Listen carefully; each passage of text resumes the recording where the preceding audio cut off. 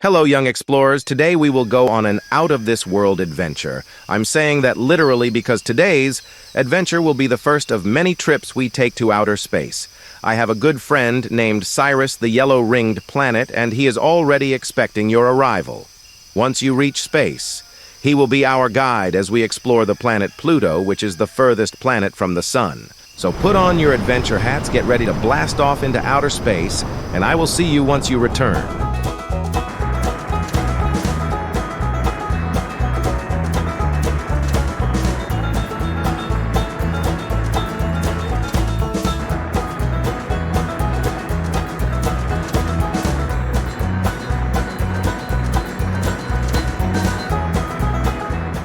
Well, hello there, young explorers. I have been awaiting your company. It gets lonely out here in space, so I'm glad you came to visit me today.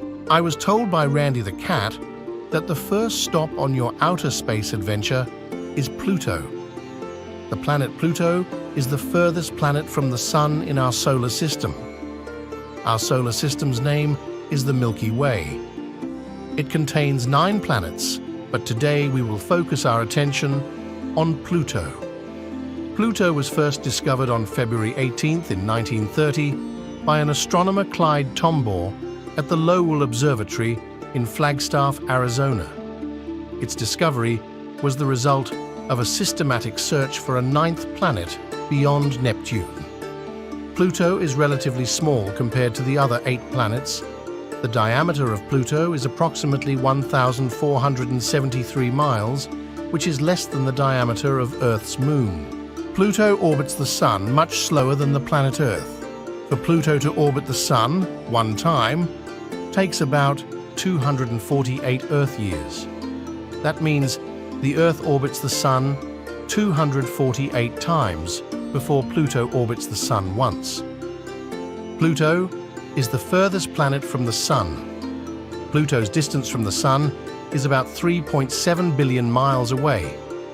To my knowledge, Pluto has 5 known moons. The largest moon is named Charon, and it was discovered in 1978. The other 4 moons, Styx, Nix, Kerberos, and Hydra, were discovered in the 21st century. A fun fact about the planet Pluto that you can tell your parents or a friend is that the planet Pluto is smaller than the Earth's moon you see at night. On July 14th, in 2015, NASA launched a spacecraft named New Horizons. That spacecraft conducted a historic flyby of Pluto, this trip providing the first close-up images and scientific data of the planet Pluto and its moons. The mission revealed surprising features, including a vast, icy plain named Sputnik Planitia and towering mountains made of water ice. The surface of Pluto is composed of a mixture of water ice, nitrogen ice, and other frozen volatile compounds. The surface of Pluto contains mountains, valleys, plains, and craters.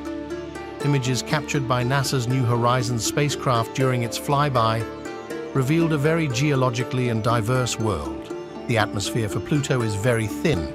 It is made up of mostly nitrogen with traces of methane and carbon monoxide. Its atmosphere also extends into space for thousands of miles above its surface. Despite its thinness, Pluto's atmosphere can still have seasonal changes like Earth. Scientists have learned that because of Pluto's elliptical orbit, seasonal change still happens on the planet. Here is a fact about Pluto that some people might not know. In 2006, the IAU, also known as the International Astronomical Union, declassified Pluto as a planet, leading to Pluto's reclassification as a dwarf planet. This decision sparked debate among astronomers and the public about the definition of a planet and Pluto's status in the solar system. This means that our solar system only has 8 planets instead of 9. Pluto is now a part of the Kuiper Belt, a region of the outer solar system beyond the orbit of Neptune that contains icy bodies, comets, and other dwarf planets. It is one of the largest and most well-known objects in the Kuiper Belt. Well, guys, That's all I have to teach today about the planet Pluto. You guys have a safe trip back to Earth. And tell Randy the cat I said hello. And until next time, bye-bye.